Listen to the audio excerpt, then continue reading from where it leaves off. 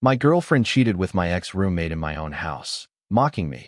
He truly cares and treats me like a real woman. He always dresses well and smells nice, unlike some people here. Now they are both broke, homeless, and begging me for help. This is a long one, but stay with me, because the ending is completely worth it. I am a 29-year-old man, a diesel engine mechanic, owner of a small car repair shop that I built from scratch. I started by myself, working in a single rented garage, and now I have 4 employees. We specialize in repairing heavy machinery for construction companies and farms. The business has been doing very well in recent years. I am making around $150,000 a year. I also inherited my grandfather's house 2 years ago when he passed away, so I own my house mortgage-free. My girlfriend Jessica, 26 years old, and I had been together for almost 3 years when all this happened. She works as what she calls a social media manager for some local businesses, but honestly, she spends most of her time taking selfies and shopping online. In a good month, she maybe makes $30,000 a year, but that is when she actually has clients and really works, which is not very often. Mostly she complains about having to do real marketing tasks and acts as if she runs a large corporation, when in reality, she just posts photos on Instagram for a few small businesses. When we moved in together about 18 months ago, Jessica was very insistent that I add her name to the deed of the house, because we are real partners now and couples should share everything. I told her absolutely not, that we could talk about it again after we got married someday. Thank God I followed my gut on that decision, because it saved my ass later on. This is where Javier, 28 years old, my ex-roommate, comes in. He moved in about 10 months ago, right after his disastrous divorce, when he desperately needed a place to stay. Javier works in car sales at one of those big downtown dealerships and is always completely broke despite earning good commissions, because he literally spends everything he earns on expensive clothes, gadgets, and going out every night. I felt very sorry for the guy, since his ex-wife practically left him with nothing after the divorce. So I rented him my guest room for only $500 a month, when the market rate for such a room would be at least $900. I thought I was being a good friend and helping him get back on his feet. Javier has always been that guy who thinks he is incredibly charming with women and has this weird obsession with stealing other men's girlfriends. In high school, he would always try to hit on other guys' girlfriends and would justify it by saying he was just helping them figure out what they really wanted or some nonsense like that. Real asshole behavior. But, honestly, I thought he had outgrown that immaturity. How wrong I was. Jessica always acted as if Javier was way beneath her whenever we talked about him. She would make sarcastic comments about how immature he was, that he clearly had no future, and that he would probably be a car salesman forever. She would roll her eyes dramatically whenever he brought random women home to sleep with and would say things like, "I really do not know how you put up with living with him. It is so embarrassing." So I never had any reason to suspect anything was going on between them. She seemed genuinely disgusted by him most of the time. But, now that I think about it, everything started to feel weird about 3 months ago, although I did not understand it until much later. Jessica began to dress up much more than usual when she knew Javier was going to be home. She would wear very tight leggings and low-cut tops, saying she was going to work out later, but then she would sit around the house all day doing nothing. She also started to defend Javier when I complained about him leaving a mess in the kitchen or making noise late at night with his dates. At the same time, Javier suddenly stopped bringing women home, which was totally out of character for him. When I asked him about the sudden change, he said he was focusing on self-improvement and did not want to spend money on dating apps or going out. This was extremely weird, because Javier never passed up an opportunity to chase women and had been obsessed with casual intimacy since his divorce. Jessica also started staying out late much more often, saying she had important meetings with clients or networking events for her social media business. But when I asked her for specific details about where she was going or who she was meeting, she would get very defensive and upset, saying I was controlling, possessive, and that I did not trust her entrepreneurial spirit. She had never been so secretive about her work before, so this was a huge red flag. The breaking point that made me realize something was very wrong was a Tuesday night about 2 months ago. I had to go back to the shop around 11 at night because one of my most important clients called me with an emergency. Their main excavator had broken down and they needed it running by the next morning for a big job. When I got home, Around 1 in the morning, Javier's car was not in the driveway as usual, but I could clearly hear voices coming from Jessica's bedroom on the second floor. I went upstairs quietly and heard Javier's voice with total clarity through the door. They were talking in low voices, and I heard Jessica say something like, "He will not be back for at least a few hours," followed by Javier's laugh. Then I started hearing other sounds that made me want to kick the door down and confront them right there. But instead of doing something stupid that I would regret, I went downstairs and waited in the garage, trying to process what I had just discovered. About 20 minutes later, I saw Javier sneak out the back door and get into his car, which he had apparently parked a few blocks away so as not to be seen. When I went back into the house, Jessica was already fast asleep, but the whole hallway smelled strongly of Javier's distinctive cologne. I spent the next week systematically gathering evidence before making any moves. I installed a small security camera in the living room, pointing towards the stairs. It is my house, so I can put cameras wherever I want. And, as expected, when I reviewed the footage, I saw Javier coming over during work hours when I was at the shop. They would hang out on my couch, eat my food, and then go up to Jessica's room. I also started paying much more attention to the body language and interactions between them when the three of us were in the same room. Jessica would find excuses to touch Javier's arm when she talked to him.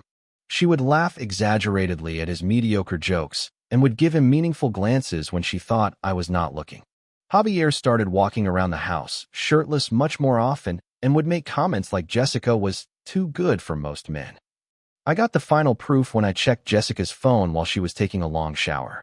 I found months and months of text messages between them, talking an incredible amount of crap about me behind my back.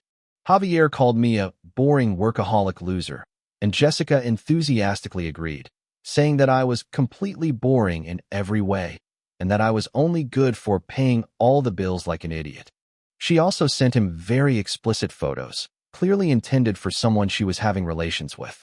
But what really made my blood boil and showed me what kind of people they both were was that they specifically made fun of me for working with my hands and getting dirty for a living. Jessica had written, "At least you always dress well and smell nice, not like certain people around here." And Javier replied, "Maybe he should spend less time crawling under trucks and more time at the gym trying to look decent." These absolute pieces of trash were living in my house, eating my food, using my utilities, and talking shit about the honest work that, literally, paid for everything they enjoyed. Jessica drives a car that I helped her buy when hers broke down. She wears clothes bought with the money I gave her for her expenses and lives, completely free, in a house that I own outright. The disrespect was incredible. I did not confront them immediately because I wanted to plan something much better than just yelling at them and kicking them out. I did a little research and found some very interesting information about Javier's financial situation that he had been hiding. The lease for his old apartment was in his and his ex-wife's name. When they divorced, she kept the apartment and he had been staying with me temporarily while he supposedly recovered financially. What Javier did not know is that his ex-wife had contacted me the previous week, asking if he still lived at my address, because he was using my house as an address to receive mail, including important court documents he had been avoiding. It turns out Javier owed approximately $12,000 in back child support, plus fines and interest, and about $8,000 in credit card debt that he had been deliberately hiding from everyone who knew him. His ex-wife had been trying to serve him legally for months, but he had been dodging the process server by not updating his official address anywhere. Jessica also had no idea that her social media business was about to lose its most important client, who happens to be a good friend of mine and the owner of 3 popular restaurants in the city. I had not told him anything about Jessica's true colors yet, but I was planning to tell him exactly what kind of person was representing his brand when the time was right. I decided to catch them in the act so they would have no excuses and could not lie their way out of it. The following Friday, I told Jessica that I would have to work late on an urgent repair and would not be home until after midnight. I also told Javier that I would be out of town all weekend at a machinery fair in the neighboring state. Then I came home around 9 at night and parked my truck a few houses down where they could not see it. And yes, Javier's car was in my driveway, as if he owned the place. Looking through the living room window, I saw them on my couch, kissing like a couple of teenagers. Jessica was wearing some kind of sexy lingerie that I had definitely never seen before, and Javier was on top of her. I waited about 30 minutes to make sure I had everything crystal clear. Then I opened the front door, making as much noise as possible, and walked straight in. You should have seen their faces when they realized I had caught them. Jessica literally screamed and tried to cover herself with a sofa cushion, while Javier jumped up so fast that he knocked over my coffee table and sent everything to the floor. "What the fuck is this?" I said, although I clearly knew exactly what was happening. Javier immediately started with the typical excuses. "Dude, this is not what it looks like. We were just talking." And I cut him off before he finished. "Just what? You accidentally fell on top of my girlfriend while she was casually wearing lingerie." Jessica tried a completely different tactic and started crying hysterically. "Baby, please, let me explain. This literally just happened. I do not even know how we ended up like this." I let them babble and make fools of themselves for several minutes before I pulled out my phone and showed them the security camera recordings I had been collecting. Their faces went completely pale when they realized I had solid proof that this had been going on for weeks. "You have been doing this behind my back for months," I said calmly. "In my house, eating my food, using my utilities, and talking shit about me all this time." That is when Jessica's mask of innocence fell completely. She stopped crying immediately and put on a nasty, furious expression. "So what if we did? You are never home anyway. All you do is work on those disgusting trucks and come home smelling like oil and grease." Javier actually pays attention to me and treats me like a real woman. Javier nodded like an idiot. She is absolutely right. She deserves so much better than someone who does not even bother to take her to nice places or buy her nice things. I almost laughed at the irony. Nice things? Who do you think pays for that car you drive every day, those clothes you are wearing right now, this house you have been fooling around in? And you, Javier, you pathetic piece of shit, you have been living here for 10 months paying almost no rent. Yeah, well, maybe if you actually spent time with your girlfriend instead of always being in that dirty workshop, she would not have to look for attention and affection elsewhere, Javier said, trying to sound brave. Jessica rushed to support him. Exactly. And Javier actually has big plans for his future. He is going to go far in life.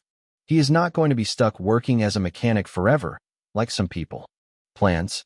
Go far, I said with a big smile. Javier, why do you not tell Jessica about those court documents you have been dodging? Tell her about the $12,000 you owe in child support and the $8,000 in credit card debt you have been hiding. Javier's face went completely white. How the hell do you know that? Because your ex-wife called me looking for you, you moron. She has been trying to serve you papers for months, and you have been hiding here like a coward. And Jessica, since we are being honest, why do you not tell Javier how you spent $800 of my money last week on clothes you bought specifically to sleep with him? Now, they both had a look of confusion and panic, exactly what I wanted. This is what is going to happen, I continued in the same calm tone. Javier, you have until Sunday night to get all your shit out of my house. And Jessica, since you think Javier is such a great catch with all his grand plans, you can go with him. Let us see how attractive those plans look when you are both penniless and living in his car. Jessica started to backpedal as fast as she could. Wait, baby, we do not have to do anything crazy. Javier can leave and we can work this out between us. I made a very stupid mistake, but I love you and I want to be with you. No. You love my money, my house, and my car payments. You love that someone else pays all your bills while you play Instagram model and sleep with my roommate. But that is completely over. Now Javier tried to act tough and masculine. Whatever, man. I do not need your charity. Jessica deserves a real man who knows how to appreciate the incredible woman she is. Perfect, I said. Then you will not mind her moving in with you immediately. She is going to need a place to stay, since she will not be living in my house anymore. That is when reality started to hit Jessica hard. He cannot just kick me out like this. I live here too. We have been together for 3 years. You cannot just throw our relationship away like this. Actually, I can kick you out whenever I want. Your name is not on the deed, or the mortgage, or the utilities, or anything.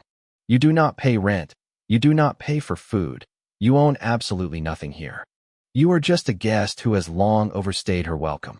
Then Javier made his biggest mistake of the night. He stood up and tried to get in my face as if he was going to intimidate me or start a fight. You cannot talk to her like that in front of me, you bastard. I am 1.88 meters tall and weigh around 100 kilograms from years of physical labor and staying in shape. Javier is, maybe, 1.75 meters tall and has never done a day of physical labor in his life. When he got close to me trying to act tough, I just stared at him in silence until he backed down like the coward he really is. Go ahead, touch me, I said very quietly. Let us see what happens. You have been living in my house for months, sleeping with my girlfriend, and disrespecting me. I would love for you to give me a reason. Javier immediately sat back down and avoided my gaze. Jessica tried another manipulation tactic. Look, I know you are very hurt right now, but think about it logically. Where am I supposed to go? I have no money saved for a deposit or moving. You cannot just throw me out on the street like you are a monster. You should have thought about that before you cheated on me for months. Maybe Javier's big plans include taking care of you financially. The look Javier gave Jessica when she looked at him for support was absolutely priceless. You could see the panic in his eyes as he realized the mess he had gotten himself into. I left them sitting there to figure out their next move and went upstairs to pack all of Jessica's things into suitcases. When I came down with her luggage, Javier had completely disappeared and Jessica was crying alone on the couch. Did he leave? I asked. He said he needed to think about all this and that he would call me tomorrow, she said through tears. And now you are seeing a preview of the kind of man you decided to throw our relationship away for. Get out of my house, Jessica. She tried to beg, promising she would fix everything, claiming that Javier had manipulated and seduced her, but I was completely done listening to her lies. I called her an Uber and put all her suitcases on the porch. The last thing she said to me was, "Are you going to regret this decision someday? I made you look good, and, without me, you are just another greasy mechanic who cannot aspire to anything better." To which I replied, "You are a broke, failed influencer, with no place to live and no way to pay rent. Good luck with that." Javier completely disappeared for about a week after that night. I later found out he was staying in cheap motels, trying to figure out what to do with his life. Jessica was bouncing between various friends' couches because none of them could stand her drama and her sob story for more than a few days. Javier finally worked up the courage to call me about a week later, pathetically begging me to let him come back. Dude, I made a huge mistake. Jessica totally seduced me, and I was not thinking clearly. You know what they say, brothers before hoes, right? We can just pretend this never happened. I laughed out loud. Javier, you were, literally, in my house talking shit about me while you were sleeping with my girlfriend for months. The only reason you want to come back is because you cannot afford to live anywhere else. Come on, bro. I will pay you the back rent. I will do whatever you want. I just need a place to stay for a couple more months until I can get back on my feet. That is not my problem anymore, Javier. You made your choice when you decided to betray me. But this is where the story gets really beautiful. Javier's ex-wife had been staking out my house from time to time, waiting for him to show up so she could finally serve him the legal papers. When Javier came to pick up his belongings, she was sitting in her car waiting, along with a professional process server. Javier was served with papers for $12,000 in back child support, plus fines and interest, right there in my driveway. I watched the whole thing from the window as Javier read the legal documents and started to completely lose his mind. He had the incredible nerve to come knock on my door and ask me if he could use my phone to call a lawyer because his cell service had been cut off for non-payment. Javier, you literally just told me how much better and more successful you are than me. Handle your own legal problems. Jessica called me about 50 times during that first week. When I finally answered one of her calls, she was crying and sounded completely desperate. Please, baby. I know I really fucked up, but I need help. I cannot afford an apartment on my own, and my credit score is terrible. Can I at least come back and sleep in the guest room while I figure something out? So you can secretly invite Javier over while I am at work? I do not think so. I am not seeing Javier anymore. He is a complete loser who cannot even afford a place to live. I was confused and made mistakes. But now I know that you are the one I really want to be with. Jessica, you literally said that I was just a greasy mechanic and that Javier was going to go far in life. Nothing has changed, except now you are both broke and homeless. That is not fair. I was upset and said things I did not really mean. You know I love you, and I have always loved you. You love my money, my house, and my financial stability. That is very different. She kept calling and texting nonstop, alternating between desperate apologies and threats. You cannot abandon me like this. I gave you the best 3 years of my life. I could have been with anyone, but I chose you. And I could have been with someone who actually brought something positive to the relationship, instead of just taking. Goodbye, Jessica. Meanwhile, Javier's financial situation got drastically worse, very quickly. It turns out he had been lying about his real income to avoid paying child support as he should have, but the court system found out how much he was actually making. His wages were garnished so heavily that he was only left with about $800 a month after paying what he legally owed. His car was repossessed because he was only making minimum payments on a loan he clearly could not afford. Javier showed up at my mechanic shop one day looking horrible, unshaven, with wrinkled clothes, clearly desperate, and at his wit's end. Dude, I need to borrow some money from you, just enough to get back on my feet a little and find a decent place to live. My employees were watching the whole conversation with huge smiles because I had already told them the whole story. Javier, are you talking about the money I earned from this dirty job that you and Jessica used to make fun of all the time? Come on, man. It was just talk between friends. I did not mean it seriously. Really? So when you were texting my girlfriend telling her I was a workaholic loser, that was also friendly talk? And when you said I should spend less time under trucks and more time at the gym, was that a joke? Javier looked around nervously because my employees were already laughing out loud. Can we talk about this in private, somewhere else? I do not think so. This conversation is fine right here. You see, Javier, the good thing about working with your hands is that you learn the true value of honest work, something you clearly never learned selling cars with your pretty smile and your expensive clothes. One of my employees, a guy named Tony, decided to chime in. Boss, is this the piece of shit who was sleeping with your girlfriend in your own house, that same one, and was making fun of all of us for being mechanics while he did it? Tony walked up to Javier with a threatening expression. Bro, what kind of worthless piece of trash disrespects the guy who is giving him a roof over his head? Javier quickly backed away towards the exit. Look, I just need some help, okay? I am literally sleeping in my car, and I cannot afford food most days. Then get a second job, I said. Oh wait, you still have the first one. It is just that you are too proud and spoiled to live within your means, like those of us who actually work. After Javier left with his tail between his legs, Tony shook his head in disbelief. Boss, you are a saint for not beating his face in when you caught them. I would have thrown him through a window.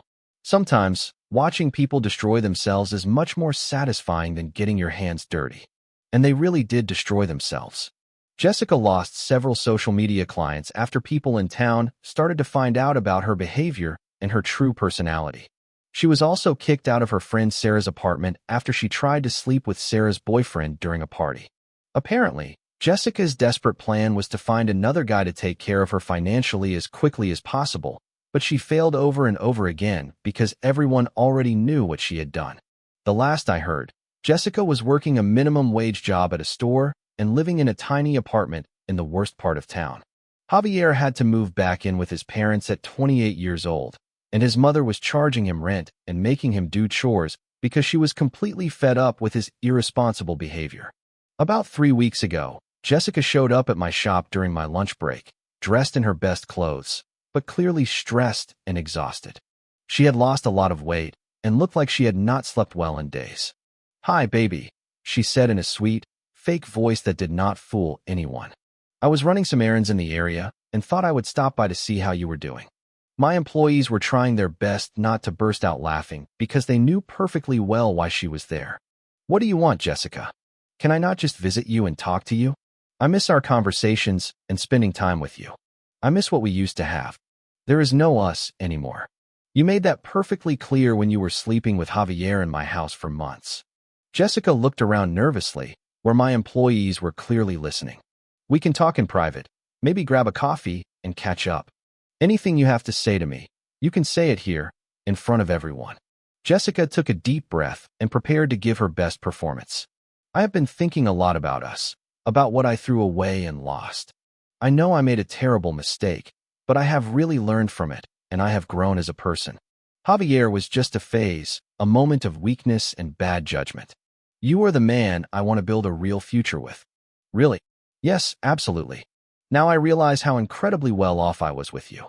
You were successful, stable. You always treated me well and with respect. I was stupid and ungrateful to take all of that for granted. One of my employees, a guy named Luis, intervened. Hey, did you not call him a greasy mechanic who was never going to amount to anything? Jessica shot him a death glare. That was just something I said in a moment of anger. I did not mean it. So what exactly are you proposing? I asked. Jessica smiled as if she thought she already had me hooked and was about to reel me in completely. I want to come back home, where I belong. I want us to try again and rebuild what we had. I will even sign a prenuptial agreement if that makes you feel more secure. And this sudden change of heart has absolutely nothing to do with the fact that you are broke and living in a shithole apartment. Money is not everything in life. I miss you as a person. I miss our life together and the relationship we built. I pretended to consider her proposal for a moment. You know what, Jessica? Maybe you are right about this. Maybe everyone really does deserve a second chance in life. Her face completely lit up with hope and excitement. Really? Do you mean it? Sure, I am willing to consider it. But first I want you to do something to prove you are serious. Anything. I will do whatever it takes. I want you to post on your Instagram account explaining exactly why we broke up. Tell all your followers how you cheated on me with my roommate in my own house for months. Tell them how you talked shit about my job and my income while I was paying all your bills and expenses. Jessica's smile vanished immediately. What? Why would you want me to do that? Because if you are truly sorry and want to make things right, you will be completely honest about what you did wrong. Show me that you are no longer that same selfish person who blamed others for her problems. That is completely humiliating. My followers and clients do not need to know the details of our relationship.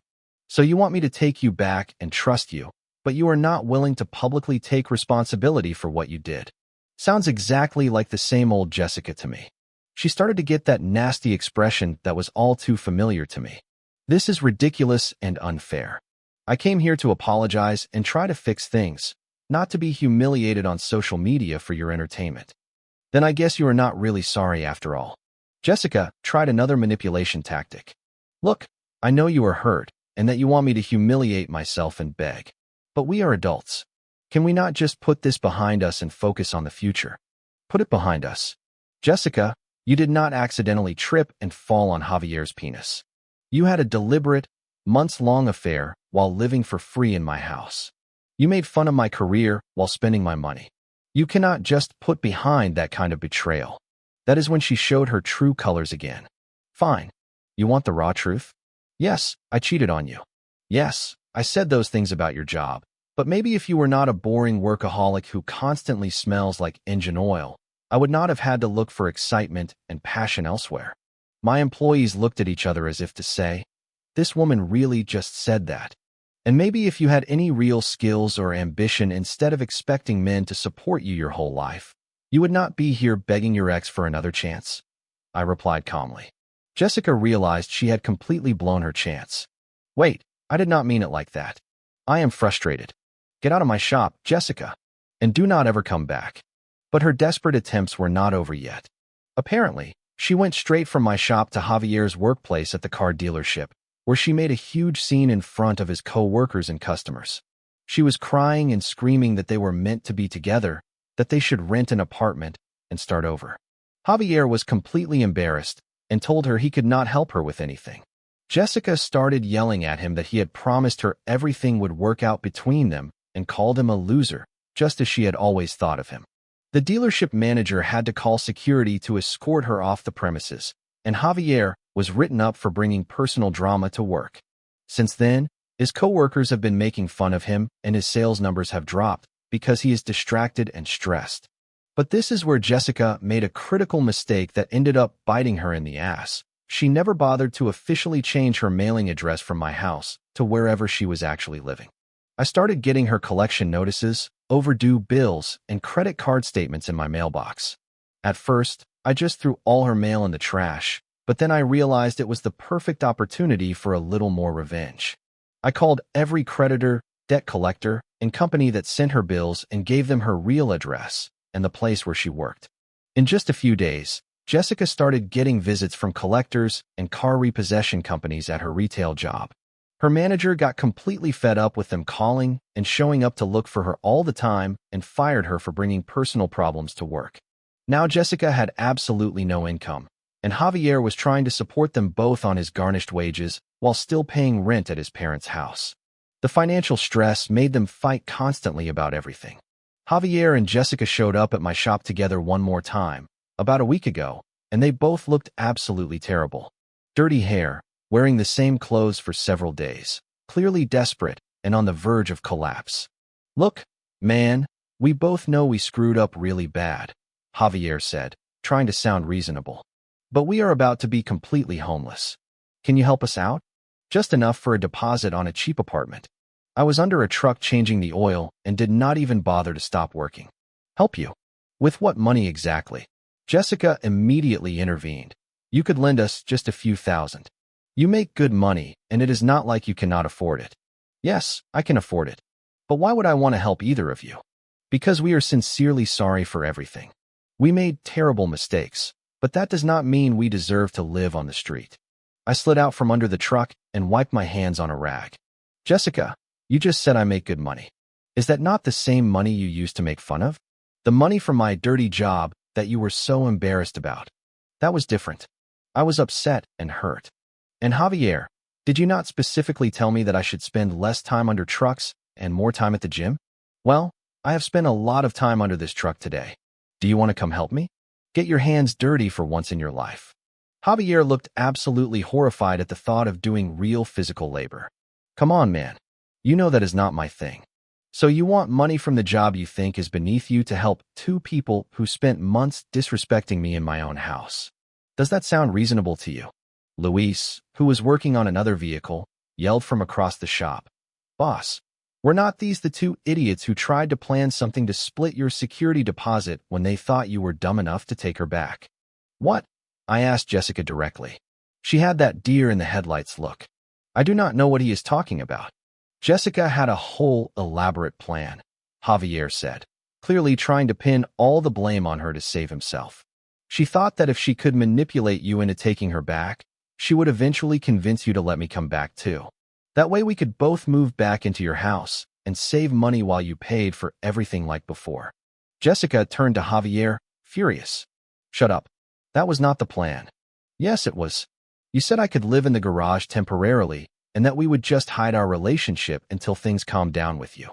I started laughing out loud. "So you two actually planned to double-cross me, to get back into my house and my bank account while continuing your affair behind my back?" "It was not like that," Jessica protested desperately. "So what was it like exactly? Because it sounds like you wanted to keep fucking my roommate while pretending to be my girlfriend so you could both live for free again and spend my money." That is when they started screaming at each other right there in my shop. Jessica yelling at Javier for ruining her manipulation plan.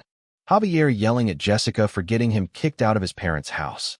Both of them blaming each other for their current desperate situation. My employees started recording the scene with their phones because it was better entertainment than anything on television. I finally told them to get the hell out of my shop before I called the police. As they were leaving, still arguing loudly, Jessica turned around one last time and said, "And you are going to regret this decision when we get back on our feet and succeed." Jessica, you have been saying the exact same thing for months. At what point do you actually plan to get up instead of just waiting for others to pick you up and carry you? They left together, but they were still arguing as they walked down the street. The last I heard, they were kicked out of the Wickham Motel for not paying the bill and have been living in Javier's beat-up car.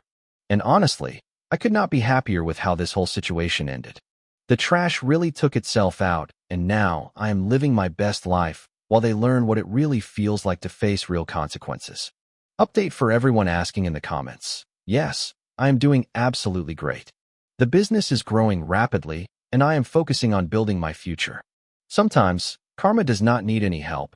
It just needs people stupid enough to keep making the same mistakes over and over again.